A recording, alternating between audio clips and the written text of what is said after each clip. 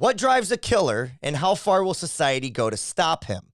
In 1931, we got M, directed by Fritz Lang. It is a groundbreaking German thriller that explores these haunting questions as Berlin falls under the shadow of a serial child murderer. Peter Lorre delivers a haunting performance as Hans Beckert, a character driven by compulsions he can't control. His portrayal marked a shift in film toward complex, morally ambiguous villains, adding depth to the concept of evil. Lang's use of sound, particularly Beckert's eerie whistling, alongside innovative visuals like stark lighting and long shadows, created suspenseful, iconic scenes that would go on to influence film noir. Released during a turbulent period in Germany, M reflects the fear and tension of the time, hinting at the dangers of mob rule and the pull toward authoritarianism. Both a suspenseful crime story and a social critique, M is a timeless classic that continues to captivate audiences with its exploration of guilt, justice, and the darker side of human nature. Ladies and gentlemen, this is M.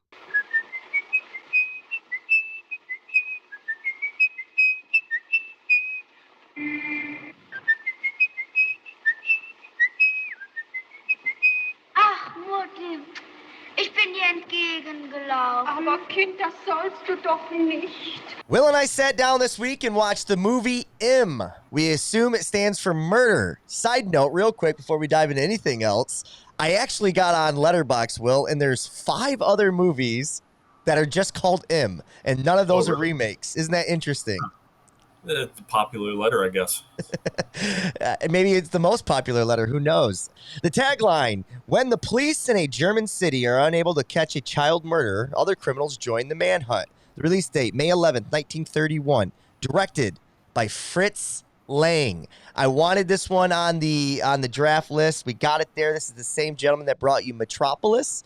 This was distributed by one of the German distribution companies, Veronite Star Film, GmbH, whatever that is. Runtime, 1 hour, 49 minutes, starring the great Peter Lorre, who played Hans Beckert. Will, I was really hoping that we would get this movie on the docket, and I don't think I had to pull your arm at all for this because all the things that we read, and just the fact that it's Fritz Lang. I wanted you to see a film from him because we didn't get to Metropolis. We drafted movies that started after that movie came out, and that is a masterpiece in its own right, especially in the sci-fi genre. This is a procedural drama. What was your experience like watching this Fritz Lang? I'll call it a movie for now, and I'll hold my, my label of what it actually is later. Tell me what your experience. No, this was a great movie. I was his framing. He's not just like a technical master, but his ability to tell the story without actually giving you too much like information, his ability to pick and choose the right way to deliver information with all of the voiceovers while action's happening in the background. He's just one of the better filmmakers of this era. I mean, I've not for the podcast, but I've seen Metropolis. So great. I mean, I know he's 2 for 2, right? That was my experience of this. Metropolis wasn't just some fluke. He's got it going on here. So it was a very good experience. Very good experience. And you talked about the framing, the visuals. I want to talk about the audio, the sound. I think this is by far the best use of audio and sound engineering that we've had in a movie thus far.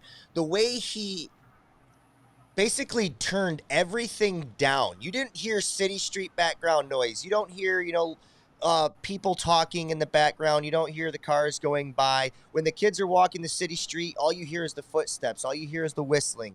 All you hear is the conversation, right? There is a way when that happens, when someone whispers, Will, you tend to lean into what they're trying to do. This movie, to me, was one big, large whisper, and it just drags you into the film. I just thought it was the best use of audio. And we've talked about filmmakers in the modern time, like Christopher Nolan, not necessarily Christopher Nolan, but, Christopher Nolan, who tries to make every frame make sense to the movie, right? Without wasting anything. I felt like every use of audio in this movie was almost damn near perfect. Yeah, no, you're absolutely right. There's some stuff. What's fascinating too is like this is his first talkie, so it's like Yeah. he's like, oh yeah, okay, I guess I'll try talkies, and then he makes one of the best movies of that decade. So it's just fascinating, really. And then it's not just the audio here either. It's the use of that whistle, right? Like Yeah. his understanding of the importance of sound is on another level. That's for sure. Yeah, and we should introduce it to the podcast on this episode. So you had looked it up. That whistle is the song of In the Hall of the Mountain King, whistled by Laura's character throughout the entirety of the movie. Yes. So much so that becomes the thing that ultimately gets him caught by the blind beggar, later on in the movie.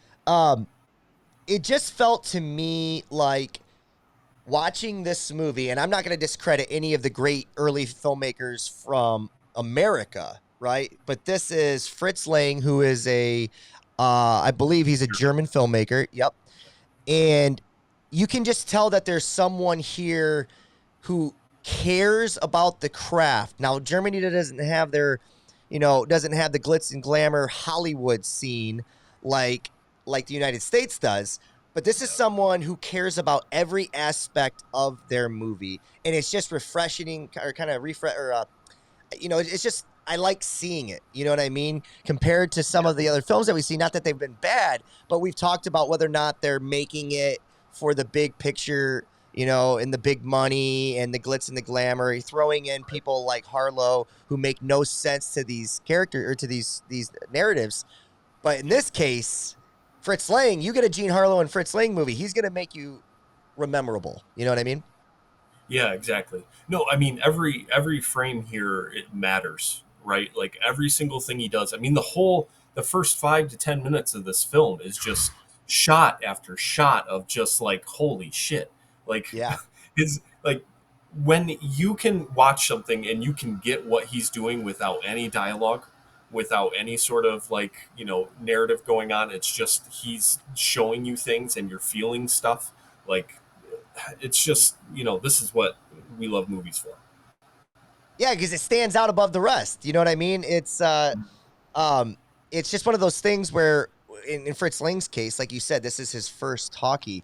That's somebody who's been paying attention to talkies, paying attention to what works, what doesn't work, and has a distinct image of what he wants this movie to be. Whether he stumbles on it by playing around with sound throughout in the early days of production, or if he just knows from the get-go that this movie will work better by pulling the audience in and not blasting everything to them on their screen.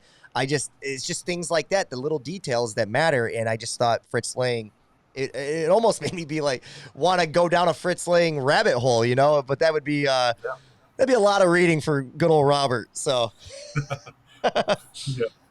Yeah. Peter Lorre was casted, and this was his second film. And this kind of pushed him into stardom, at least in the German, film industry and, as an actor. We talked about his bulging eyes, and he seemingly told a tale the whole movie with his bulging eyes. But he gets a big, powerful monologue at the end of this movie to try to turn the kangaroo court. And it's a little long, and when we get there, I want to read it because I actually thought the writing in this movie too, especially at the end. At the end, it really showcased when it gave the movie time to breathe and it gave the character something to work with. I thought Peter Lorre and the writing really jumped off the page, man. It was awesome. Yeah, absolutely. The whole kangaroo court scene is just top notch. It's not like step outside the filmmaking for a second. Like it's top notch, thought experiment, right? Like it puts you into a position to make a decision, and it's hard. It's not one of these. It's not an easy decision. There's two sides to this, capital punishment question, and it's one of those ones where I don't have a firm hold on how I feel, so it hit pretty hard for me. I think a lot of it depends on the circumstances of each one, right? And that's why you can't have a blanket kind of process in these things. Um, Yeah.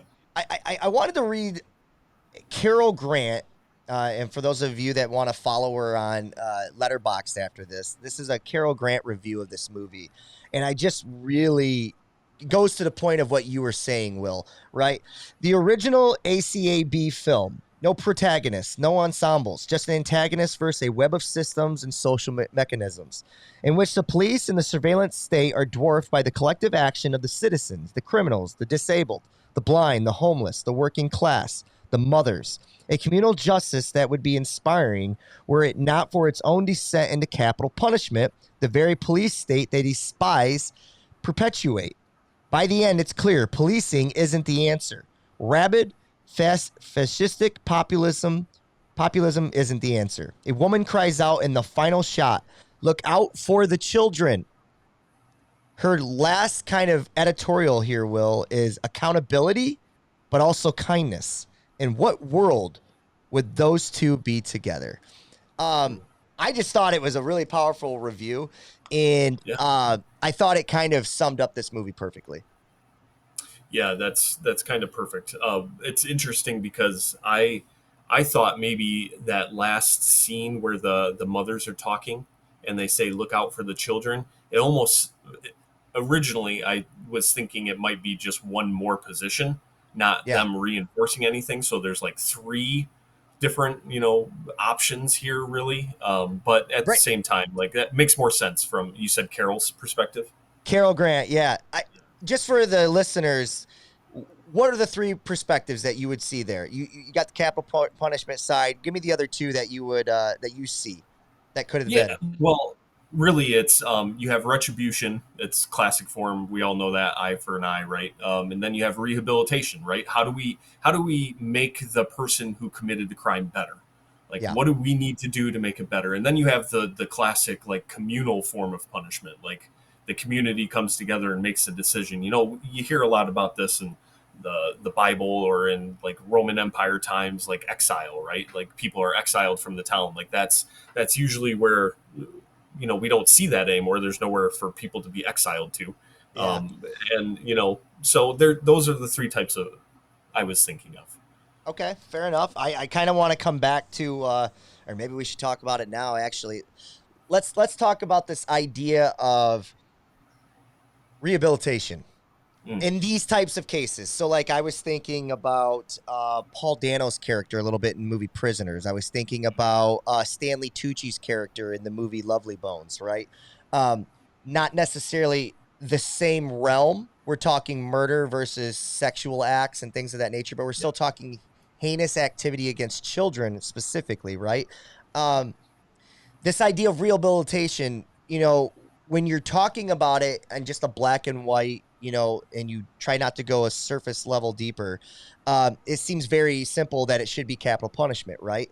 But when you start breaking down what type of human being would even be capable of these types of acts if they weren't, quote unquote, insane or quote unquote sick, and is there room in a civilized society for us to say those things out loud without, feeling some type of stigma from your community at large? And even more so, should they be studied so, you might be able in the future to prevent things of this nature? Or if it is some type of sickness, what is the thing that's causing it? Or obviously a chemical unbalance inside the brain. It's fair game to say those things now in 2024, but even so, we're still talking about it in certain state by state, whether or not those things should even have a place in society. So it's just, where do you think rehabilitation falls with cases like this? And I know you've already kind of alluded that it's tough, right? Oh yeah, no, that's the biggest. Here, I'm not sure, right? I don't know.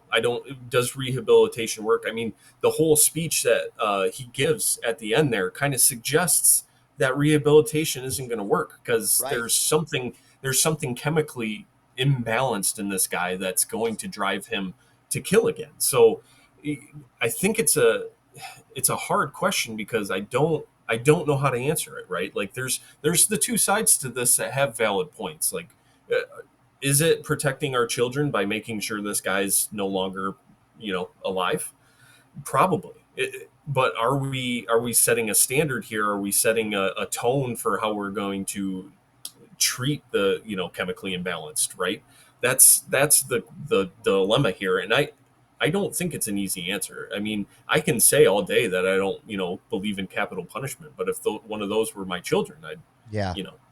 Yeah. Yeah. So that's really where it comes down to. I can't remember where I heard it, but it's kind of stuck with me over the last, I don't know, 10 years or so, where yes, the person who is aggrieved deserves vengeance, right? But the community's got to be better than that. And Yeah. that's where justice comes in, and that's where justice can try to insert itself and make the right decision by the defendant. I can't remember his name. I don't even know if he got a name, but the lawyer, right, that was Yeah. defending Beckett. Beckett. Hans Beckett. Hans Beckett. Yeah. So the guy who was defending him said, like, no man has the right to take another man's life, and that includes the state.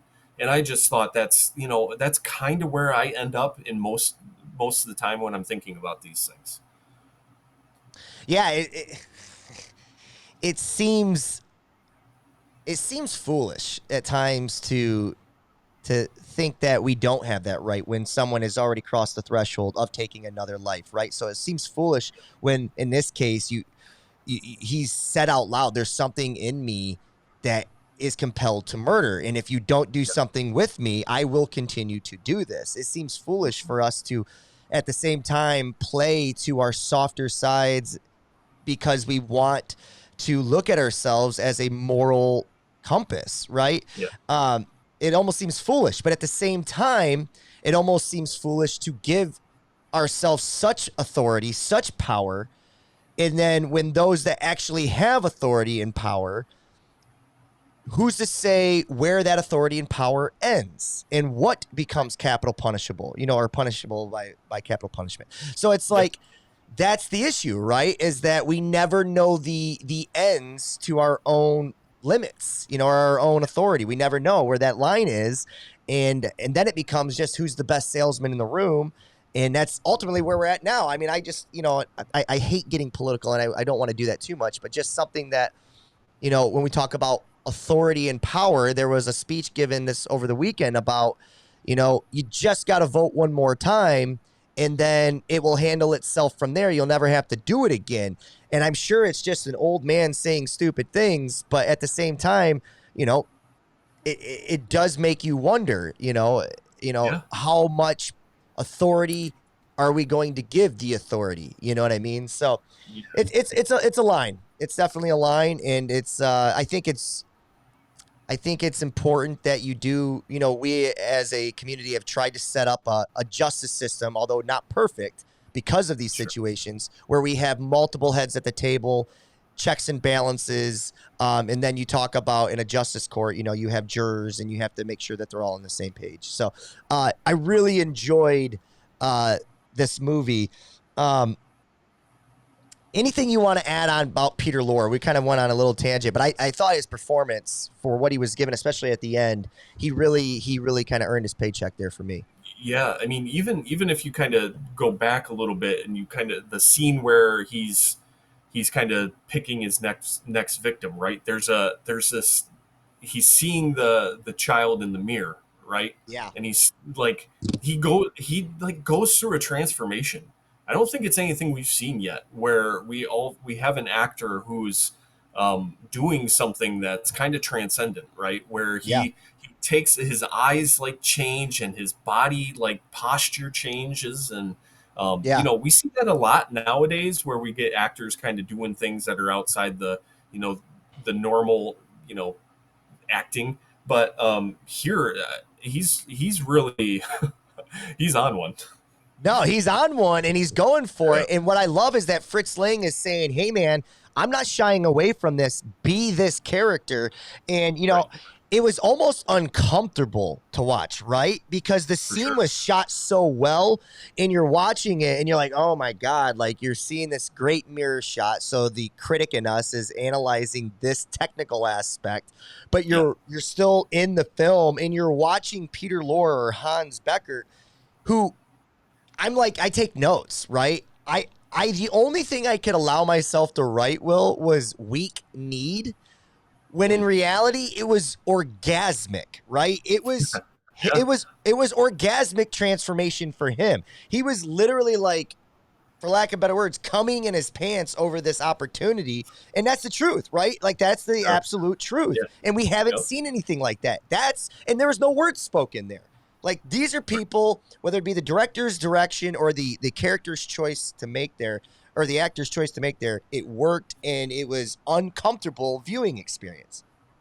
Absolutely. Yeah, no, that scene was I didn't write anything like weak need. I think I just put switch flipped. Like there was something snapped in that moment where we get to see that other side, the must kill side, and it's pretty terrifying. Yeah, for sure. Wow. Let's move on to some anecdotes because we could talk about a couple things forever. So let's kind of move on here. This is considered to be considered a classic, and this is Lang. He regards this as his magnum opus. So even he believes and realizes kind of what he was able to do in this film, and that's saying something considering how good Metropolis is. But you get that added resource of sound, which just makes you wonder if you could go back and what type of sound and how he would have done Metropolis and how that would have enhanced that film. We talked about Peter Lorre's character, what he was whistling. I did want to jump into a few other anecdotes that I thought were really interesting and one that you're going to really enjoy. Okay.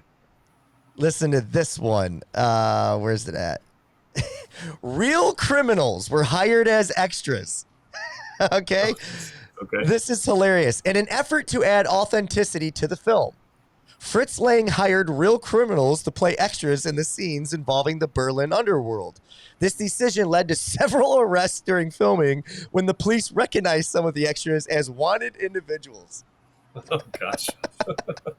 They have real police officers that were playing police officers then?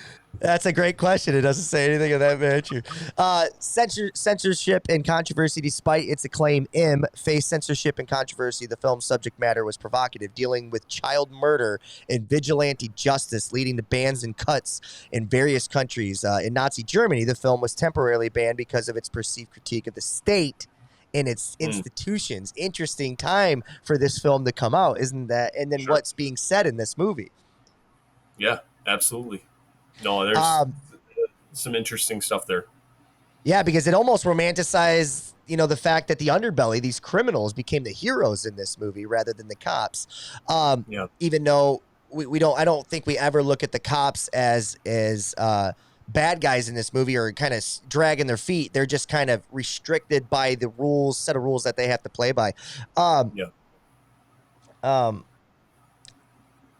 do you think, Will, it must be to be a Peter Lorre, okay, the real man, to be known, especially in early day cinema, to be known for a role such as this? Do you think it plays a part on someone? Do you think there's any negative backlash from people by saying, "Why? How dare you play such a heinous character?" Or is it all a part of the art? Oh, I'm sure there's some backlash. I mean, we're almost 100 years later, and people are still, they can't just take a story for a story, right? I mean, Harry Potter was banned by Christian churches because magic's wicked, and so you're always going to have backlash when you're telling a story, and you're not making any moral claims about the character. You're just trying to show something. It's the same thing with if you go on Letterboxd and start reading around in some of the worst reviews for Poor Things, like people thought that it was sexualizing infants, and the whole point is that we do, and it's gross, and so people are always going to miss the point, and people are always going to not And then there's the people who can't like take the character out of the person. I mean, we Yeah. see this all the time with sports, right? Where you hate someone just because they play for the team you don't like. Yeah. So Yeah.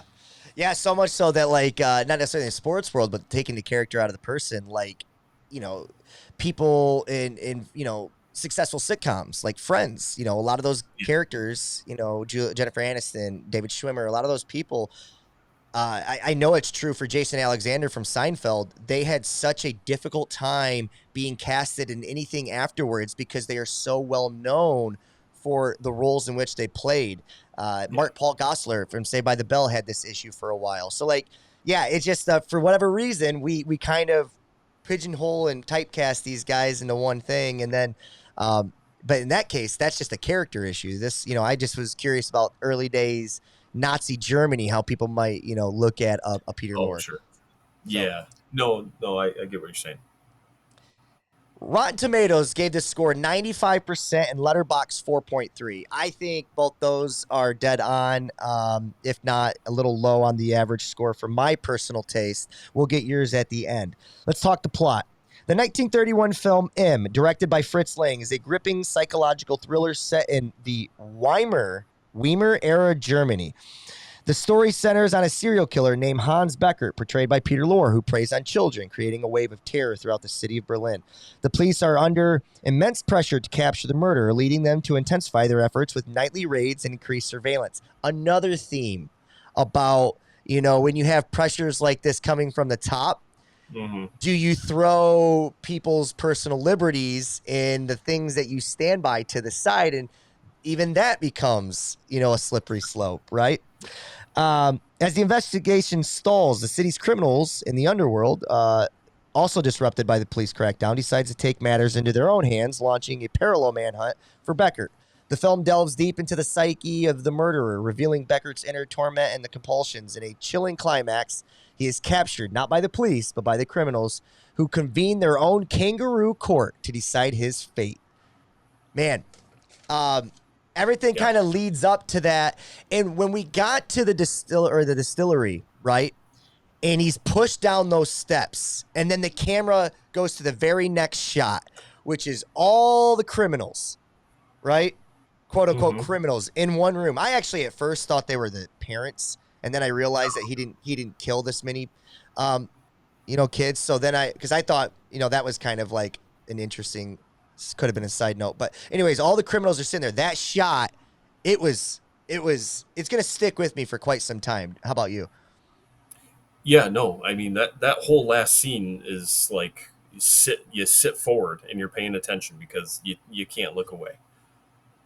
No, you can't. Let's get there. Important scenes. Opening credits, title card. We didn't get one. We jump right into a movie. First shot. Kids play a game outside reciting some awful song. A woman carries a laundry basket up a flight of stairs. Disgusted by it, she tells him to stop. She speaks to an older woman who says, "Let them be, at least we still know they're out there." That's a little bit of context stating that, some things have happened around this city in the past. Not necessarily overly concerned, though, because of the time in between each event that it's going to ever happen to their child.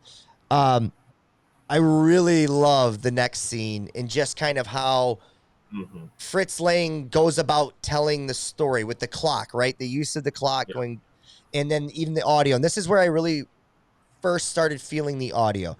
An older woman is preparing lunch. Clock strikes noon, and then we follow alternating shots of the woman preparing lunch and kids getting out of school. Elsie Beckman walks up to a column in the street, throwing a ball off of it when a shadow figure of a man walks up and begins to talk to her.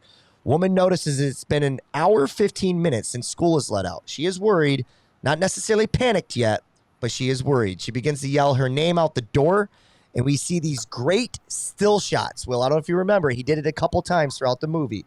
But as she's speaking and we hear audio, we get these still shots of the stairwell, empty clotheslines, and her empty seat at the lunch table. How effective was this already, and why did it work so well? It worked so well because it's not. I think it works so well because it's not just about Elsie, right? It's not just about that character.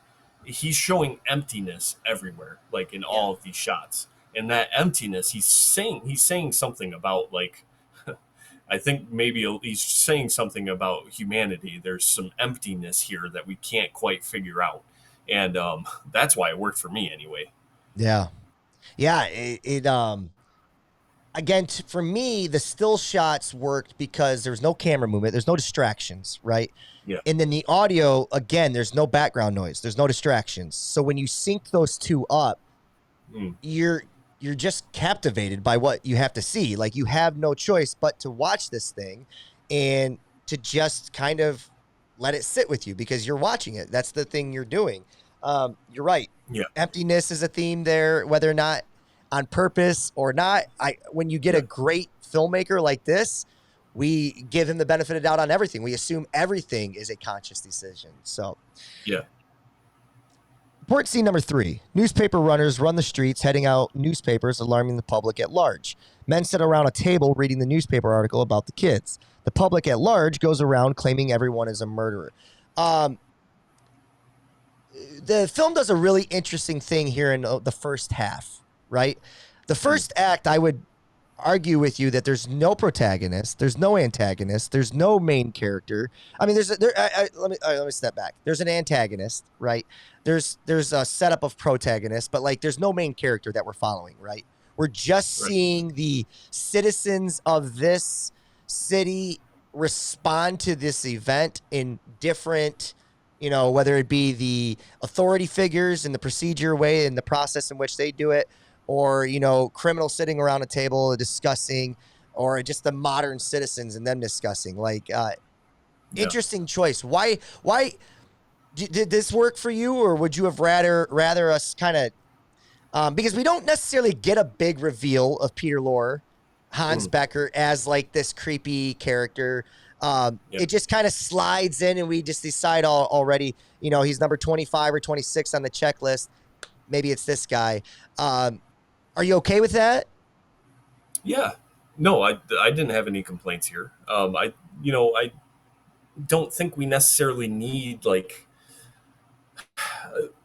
I think it works because I don't think Lang is trying to tell a story about a particular person, right? It's not a story about an individual. It's a story about, like, the city. It's a story about how we interact with one another, and it's a story about when something terrible happens, how we react to it, not just like individually, but as a group, as a community. How do we react to it? And that's what he's showing here is he is interlaying everything to show how this is affecting the city. So it works really well for me. No, it worked for me too. I was just kind of throwing it up there and see what your thoughts were. It's what I like about it is it sticks to message. It sticks to the theme of what he's trying to get across. It just feels in the second half that it does become a little more character centric because a lot more has been revealed on screen, right? So we're really spending a lot of time with Peter Lorre or Hans Becker, and we're spending a lot of time with the safecracker, and his decisions that are being made. And we're spending a lot of time with the doppelganger, the overweight Christopher Nolan, who is Inspector Lehman. So we kind of get these characters that weren't there in the beginning, but now they're there at the end, and they're really become, at the front of the screen. So it's just an interesting switch that I haven't quite seen a lot of movies do. But I think it had to be that way for what he was trying to do. Yeah, no, I think it switches from like a story about the city or a story about, it's kind of because there's so much, it's not just a story, it's a thought experiment. That's really where I ended up here is like that second half is more like positioning you, the viewer, to kind of hold a mirror up and say, hey, like, take a look and see how you feel. Like that's what the second half is. So you need to position it as some character work there so that you can kind of channel yourself in and start to feel what they're feeling. Yeah. Nope. I'm with you. We move on. Important scene number 4. Things we've already kind of discussed here, but this is basically we're seeing the process at this point of those working on the case and how they do it. Basically, Commissioner, Mr. Secretary are having a phone call, and all of this exposition is kind of coming through a conversation between them, which is kind of a lengthy scene. But it's really nice to see all these different elements at play in kind of channeling back to the police commissioner who's having that conversation with the Mr. Secretary. Yeah. Important scene number 5. This is really well done too, because it matches up with important scene number 6, Will. This is where we kind of get to act 2 of the movie, right? Yeah. Act 1 is we're in hunt for this murderer. Act 2 is the players in which are going to actually go after him. So we get this great kind of back and forth scenes between the criminals, where Safecracker comes in and he's asking about, all right, I'm inviting advice. Tell me what you guys, let's explore every option here. At the same time, the police commissioner is doing it as well.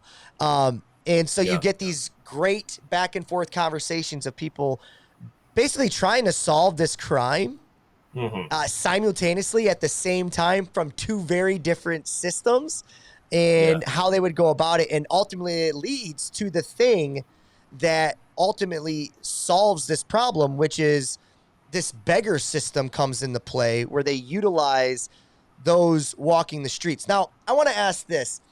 I thought it was both genius, and maybe I'm overlooking or giving too much credit to the genius, because maybe I'm overlooking a major plot hole in this story. And I wanted to talk this through with you. Okay. Do you buy that these beggars would have access to anywhere, which is the kind of the claim that's being made by the criminals, is that who's got access to the children, to the schoolyard, to the, what type of perspective do they have of these beggars at that time for us to buy that they wouldn't be shooed away or, shunned to a different area? Why would they have unlimited access to where children are at this time, especially if they're beggars? So what kind of perspectives does Germany must have at that time? Yeah, no, that's a really good question. And I think one that I might not be able to answer, because I'm not sure about some of the social structures here in that, early 30s Germany. I wonder if, beggars, we think of beggars as homeless, right? That's kind of the first thing that comes to mind. At least that's what came to my mind. And I don't know if there were homeless in Germany. Like, do they at least have somewhere to go at the end of the day? And this is just what they do, is beg. And then they go back to wherever they reside. I don't know for sure. So maybe they're the beggar. They call it a guild or something, right? Like the beggars union or the beggars. I feel like I wrote it down somewhere. But they're an organization of some sort. So I wonder if there's more structure here than maybe we are interpreting. Yeah, I mean, they showed the scene of the homeless shelter. So I took it as these beggars go back to this homeless shelter. Now, I missed the guild, but I missed the name of it. But there was, when they were meeting with the beggars, they had a member ID number, right? So there's some sense of organization amongst them. So there is, with that being said, that means there is some type of empathy on the behalf of the state, right? Yeah. Where they're given shelter, maybe they're given food, and they're giving permission to be on the city streets begging for whatever they can get from the public at large, where that's not necessarily, the case in the States. So I was a little bit caught off by maybe just the cultural difference. But overall, it didn't cut me off enough for me not to, it didn't distract me from the movie.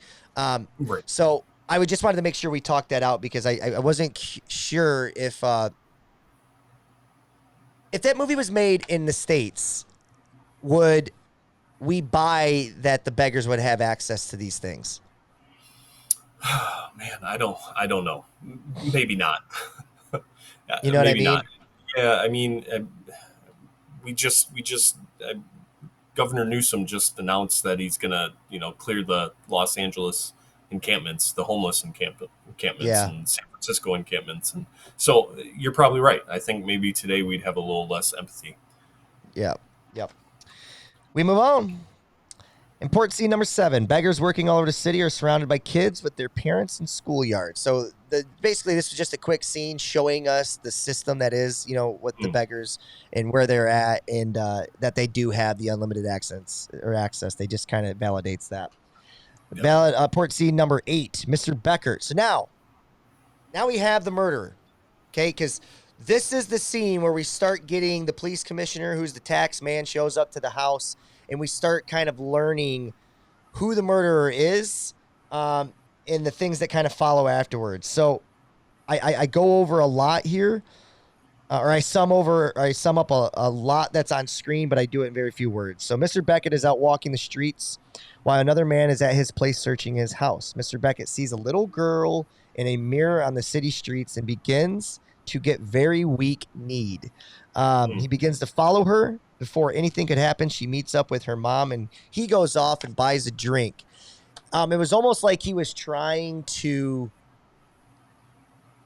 The way I kind of interpreted this scene, Will, was almost like he was trying to either maybe clean himself of the decision that he was making, or was he adding fuel to it? What do you think? What was the point of showing us, or was he just hiding and he needed an alibi? Like, what was the point of that scene? Well, if we take him at his word when he's going through the kangaroo court trial there, and he says, I forget, I don't even remember doing these things. Maybe it's just him going for a drink, right? The last 5 minutes haven't happened. Maybe that's what he was gonna do, and then those 5 minutes happen, and then he's wiped clean, like doesn't remember, so he's just going for cognac, I think is what he ends up having. Which is why he says, what am I doing here ultimately at the end? Like, what do you guys want with me? To me, I like the idea of him just kind of like snapping back to, just like his normal self. I've always asked these it's kind of a stupid question, but like I've always kind of said to some of my buddies, I might have said this to you once or twice, but just like what I don't get is how serial killers still do like mundane, everyday human things, like wake up, brush their teeth. Like, why are they participating in these human things, like vacuuming their house? Why would they do anything of this nature if they're serial killers? It just seems like that's the only thing that they should be enthralled by. You know what I mean? Yeah, well, you gotta pass so you can keep killing, man. I suppose that's the case. Yeah. We move on.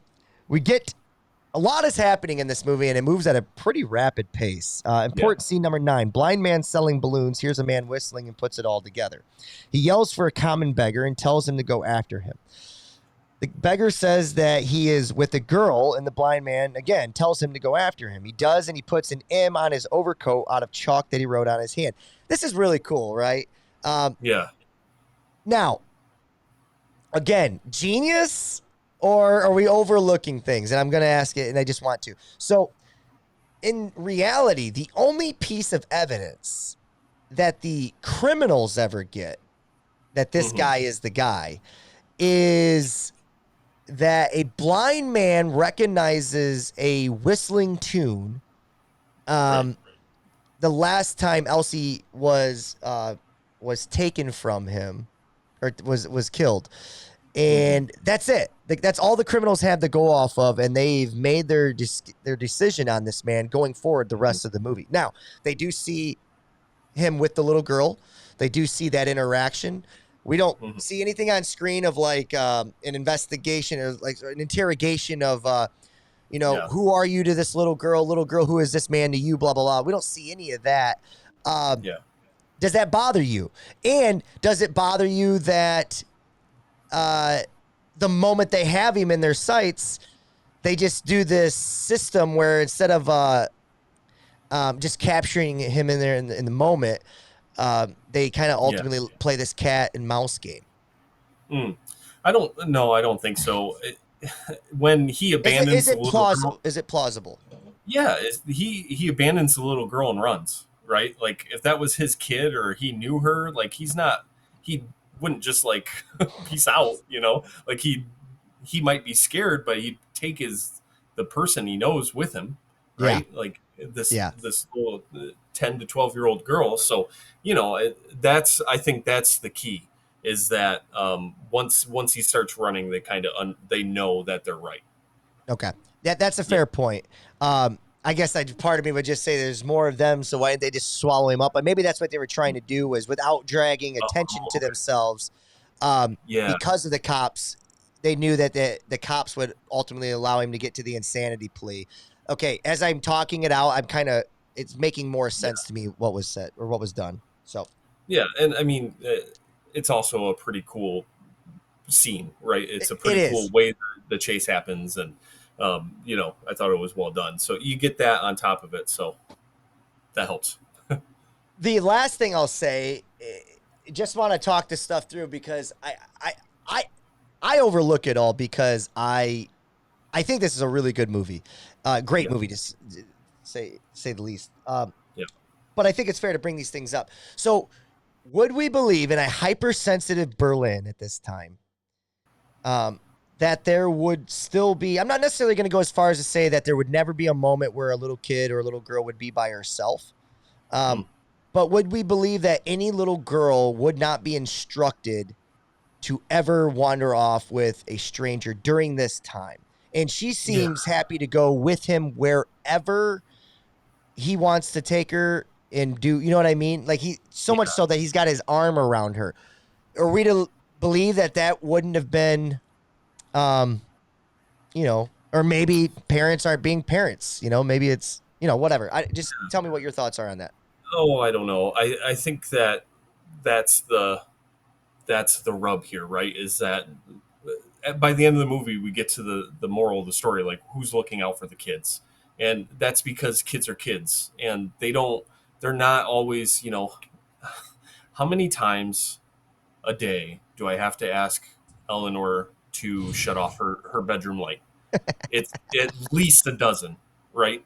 So if they can't do that, then there's going to be things that they're not going to remember to do, like big things that they're not going to remember to do.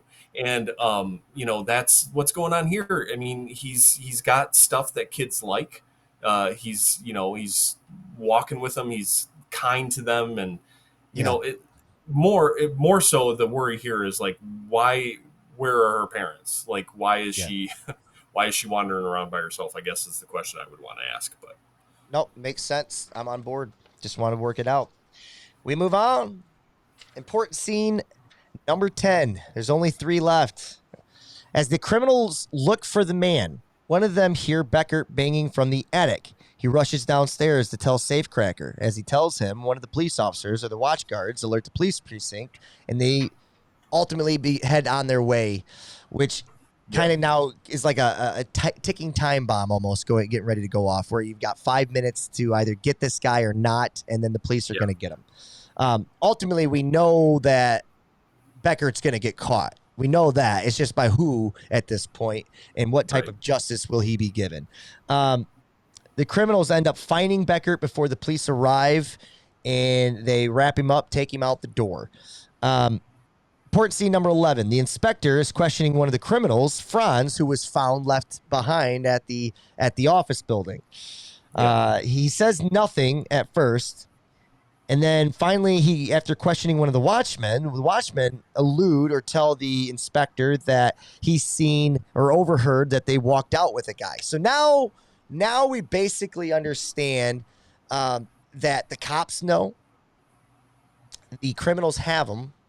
And how is this going to unfold? And it leads to this just unbelievable kangaroo court scene that is carried by both, the participants and Peter Lorre. So I just thought this was one of the great setups that we've had so far in our journey.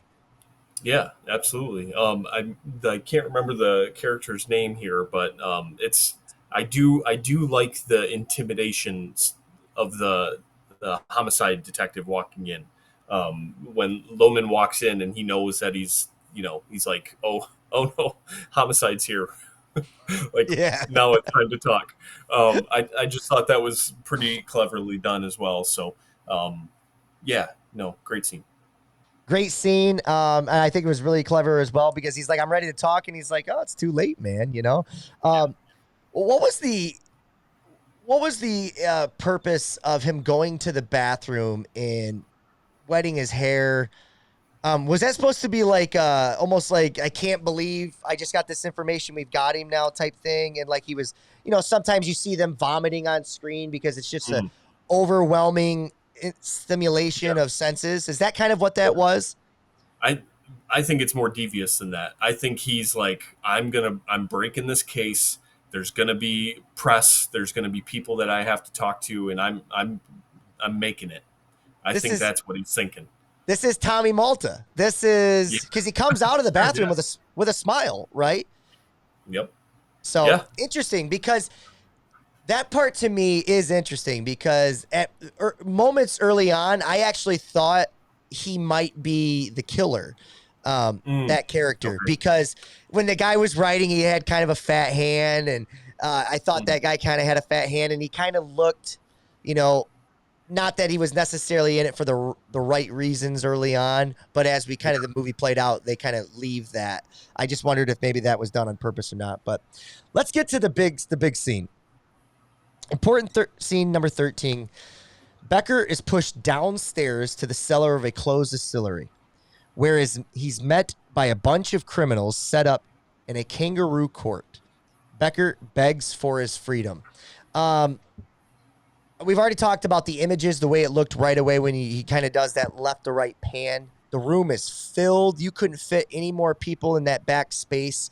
It is consumed by people ready to just not let this man, escape his choices. What is being said by a room full of criminals who are even allowing him to have a kangaroo court rather than take justice into their own hands?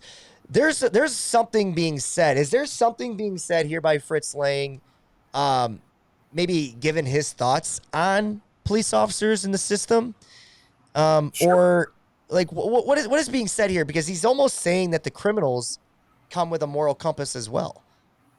Yeah, I mean that. I think there's one thing that he's saying, I believe, is that there are criminals who commit crimes like theft, right?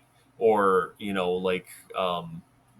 theft is just a good enough example. So you've got those type of criminals, right? And then you have someone who's killed children.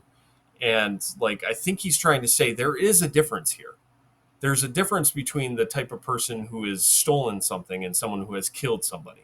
So I think there's some juxtaposition going on here that's important to Lang.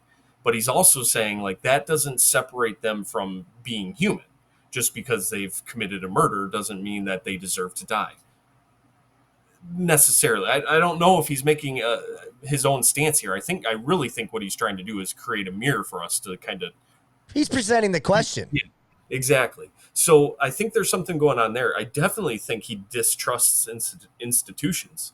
I mean, the police are, given a decent light here because they are trying to find the killer. They are, they're resting at work so that they can go right back at it.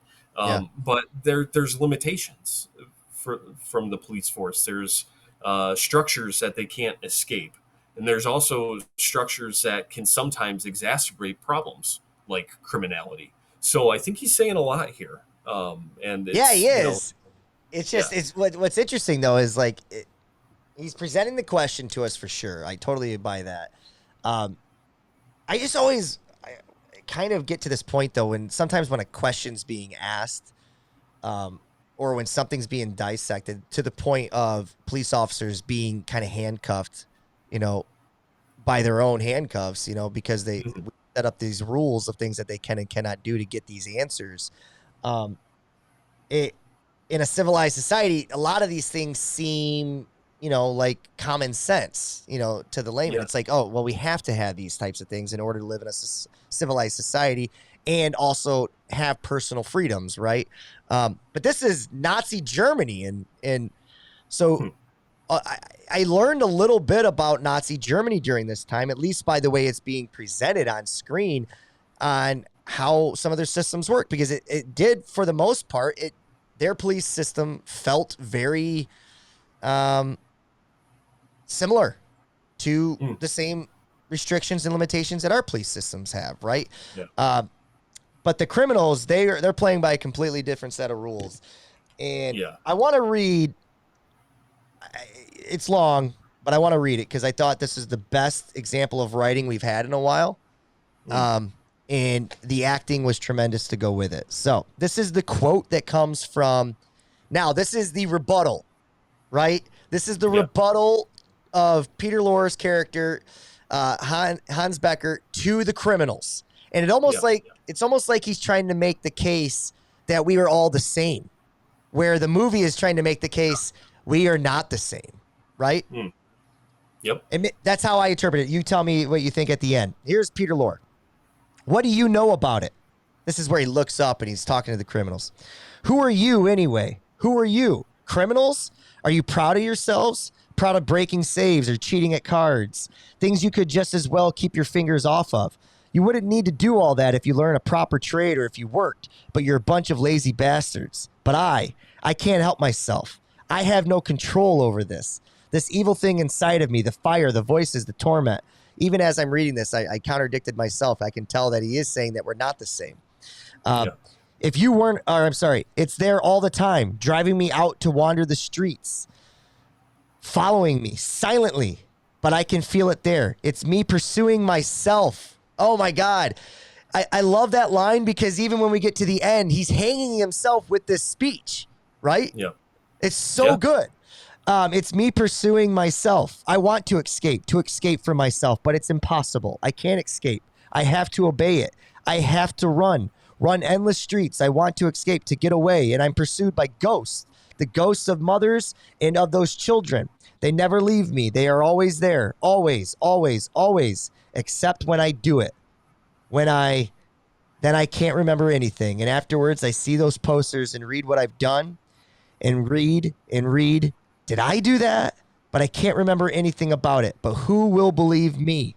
Who knows what it's like to be me? How am I forced to act? How I must. I don't want to, but I must. Don't want to, but must. And then a voice screams, I can't bear to hear it. I can't go on. I can't. Damn, dude. I loved it. That's like an Eminem rap song to me, buddy. That's just so damn good there. Yeah. No, compelling. There's so much going on here in what he's saying.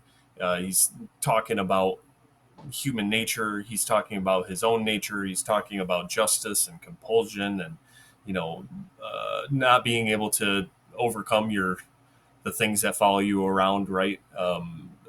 It's transcendent stuff. Yeah. And God, there's just so many avenues we could go off of with it that, we'll stick to a podcast show. I just the acting was tremendous. The filmmaking, the way he was framed was tremendous. I thought there was one weird shot in the whole movie. We'll get to that at the end. Okay. But this scene, the responses, at first the woman with the handkerchief just constantly like stretching it, rotating it, nervous. Like, because this is a big thing happening in front of her. Yep. It's a big thing happening in front of us. We're listening to him. They're giving him his moment in court. And then again, talking about the empathy of the criminals, they allow him to actually have a defense, to which then that gentleman makes a really compelling argument. I do not have that, but ultimately what ends up happening, Will, to kind of put a bow on this, is right before they actually do, because it feels like they're going to murder him, right? Yeah. Right before any decision can be made to that effect, the police show up, and now we're taking to basically judges sitting in front of a courtroom. Yeah. And then you hear the final words from mothers talking about who's looking out for the children, and then it goes black. So anything else that you want to add to the final scenes of this movie, how it left you feeling? Just anything that you want to add? Um, I mean, it's truly. I think the point here is there is no right answer, because we're talking about the worst parts of ourselves, and we can argue one way or the other about what we think should happen here. But the point is that it happens, right? There's people like this. There's heinous things that happen all the time, and that's I think what he's trying to get at here is like we can have the conversation afterwards, but there's something we need to deal with before we get to that conversation, before we can ever really fix any sort of issues here. And then, I thought so much about Gone Baby Gone while I was watching this, because there's another moral dilemma, like who's right at the end of that movie. Yeah. There's, I thought of the Joker in The Dark Knight, where, I kill one little mayor and everyone loses their minds. Um, there's just so much here that's kind of, there's a lot of issues with being human. And this one, I think it's just tough, because I totally understand where both sides of this argument. So Yeah, and it's so funny because what makes this argument tough, and I think it kind of lends itself to the ideologies of even, let's say, our friends for the most part. Like, let's just say it, we've had friendships, quote unquote, end because of political ideologies and where people fall, even though 99% of their days and their interactions are not of these things, right? You know what I sure. mean? If you've been on in these types of conversations with friends, and relationships have been hindered because of it, and I've been on the same thing. Family members, same thing, right? Yeah. And it's, if we just break ourselves down and who we are and how we spend our day. I don't spend my day thinking about capital punishment. I don't spend my day thinking about abortion. I do spend my day thinking about, like, Project 2025 when I'm on the mower, and how scary of an idea that is, and what's Yeah. actually behind it, and things of that nature, right? But, like, I don't sit there and think about what my friends' viewpoints are on those, and whether or not it's going to hinder my friendships with them. Mhm. But the truth of the matter is that when it comes down to when these conversations are being had and the topics are out there, um, there's some that would look at these things and say there is black and white. This guy murdered children. He murdered children. He deserves to die. Like, there's no other answer, and it becomes a non-negotiable. And I don't think anybody could argue that viewpoint. But what we're saying is that maybe you can't argue it, because how can I argue against someone who has the righteous, is Sure. on the righteous side of that argument, right?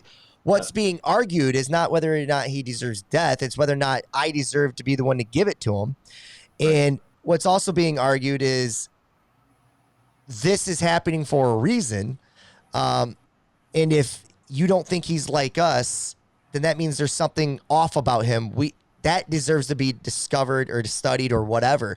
And sometimes that's where these kind of gray areas exist, and then you get these huge political differences on each side. And it's not just capital punishment, it's every aspect, right?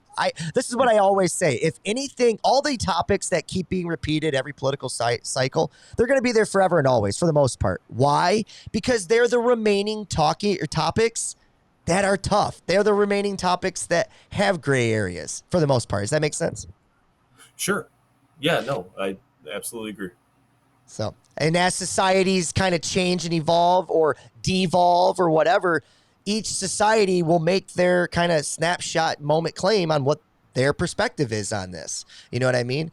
What you hope is that you just continue to have a fair democracy that kind of gives you that snapshot, rather than it coming from, a few. So anyways, I'm going to say it right now. This is a masterpiece to me, and I don't give that to a lot of things. This is, I think, the second one I've done that with. Yeah. And I put it up there, like, things I'm going to remember so far on this podcast. I'm forever going to remember Maria Falconetti and the Passion of Joan of Arc. I'm forever going to remember the ending of City Lights, Will. It just was so compelling, and I'm going to remember this movie. A lot of it is going to stick with me, especially Peter Lorre's speech at the end. Yeah. No, I'm right on board with you. I think M is definitely for masterpiece here. It's watching, we kind of argued a little bit last week because we had a little bit of difference on the Public Enemy, and like on the front page we had a smaller differences, but nothing, major. And when you watch this after you watch those two movies, it's like going from the theater with popcorn to the Guggenheim, where you're looking at masterworks in art, right? Yep. Because this is the type of film that is just, I mean, it's 100 years later and there's nothing wrong with this movie. And you can't get to that point unless you're nearly perfect. And that's what this is.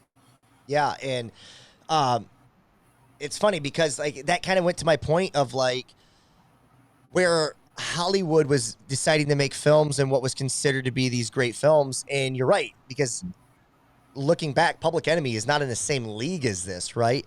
And there's so many issues that come up with Public Enemy. Now, what I try to do is still keep them separate because, again, there's comparison issues. Yep. Also, does a movie make me feel? And at the end of the day, it might not be perfect, but if it made me feel something, right? Yeah.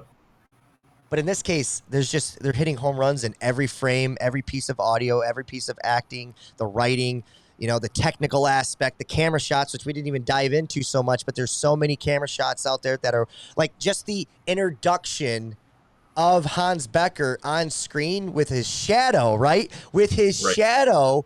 And then we get this great monologue about his shadow following him, whether that's done on freaking purpose or not, Will. That is just goosebumps moment thinking about. It's awesome. Right. There's a scene halfway through the movie where the kids aren't allowed to play. Like, you see the kids on the playground, they're all just standing there. Like, juxtapose that from the beginning where you get that first shot of the kids doing their Ring Around the Rosie or whatever they were playing. And it's just like every frame counts for something here. And that's when you have a true gem. Yep. And as you said, M for masterpiece with your mic drop moment. That was perfect. Let's the only frame I thought was a little bizarre, and I'm sure it was done on purpose because you don't see it done in movies a lot. Under the table, low camera shot of Inspector, is it Lehman or Lohman?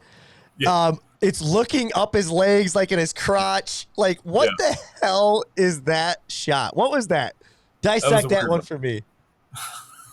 Something that thing's there's something down there that's pretty big to dissect, so I'm not going to get into it. But let me tell you, that was definitely the weirdest shot. It was. I was like, what the hell? Other than that, that was it for me. I thought this movie was great. We've already discussed it. Masterpiece. No further do we need to talk about it. Use of sound, questions to ask. Discovered that. Doppelganger, I had Fat Christopher Nolan. Did you have any? It's personal. There was a character that looked a lot like one of my uncles. Okay. No one else is going to care about that, but it was pretty good. Uncle Steve? It's funny. I don't have anything else for this movie, my friend. I really enjoyed it. I'm glad we got to it. I don't know how many more Fritz Lang we will dive into, but if that's his magnum opus, I'm glad to have watched it. So we are down to our last week, man. Coming up, we have a double feature: Free Soul and The Possessed. Right. Yeah. No. Both repeat lead actresses. I think, are we looking at repeat directors too? Am I remembering that right? I had it pulled up and then my internet was being weird before we started here. But let me look real quick because I'm curious about that. I'm pulling it up now too. Free Soul. They're both directed by the same guy, Clarence Brown. So that was kind of the other unique thing here. So interesting. Okay, it'll be fun to watch both of these. We're getting back into some romance stuff, which we were pretty heavy on there for about 6 or 7 weeks, and then we've had a nice little break here. So I'm ready for some more. Yeah, me too. And it goes back to one of the last movies that I thought borderline masterpiece. I think I gave it a 4.5. Was I think probably the last best movie that I've seen, or maybe City Lights, we can be debated, but Divorcee with Norma Shear. And I look forward to kind of see her follow up to that movie. And if she brings over that same type of intensity to this scene. And then we also get introduced to Clark Gable, Will. So That's a big moment for us, movieverse guys. So we'll see what happens based on a book, as most of these are either books or plays during this time. Not a lot of original screenplays, but I'm excited to see it, and I'm excited for the double feature. Yes. Nope. These are always a lot of fun because I love comparing movies to each other, and it's going to be fun because we've seen the actresses before, and then also seeing a director do two movies that are, I'm not sure how similar they're going to be, but in that same genre, it's just going to be fun to do this one. Totally agree. I'm on board. Check it out, ladies and gentlemen. Do whatever you can to engage with the show. Instagram, email, TikTok, whatever you can. And just let us know what you think so far. YouTube, Spotify, we've got a bunch of ways for you to listen to the show. Go out there, check it out, keep watching movies, and we'll see you next time, buddy. All right, we'll see you.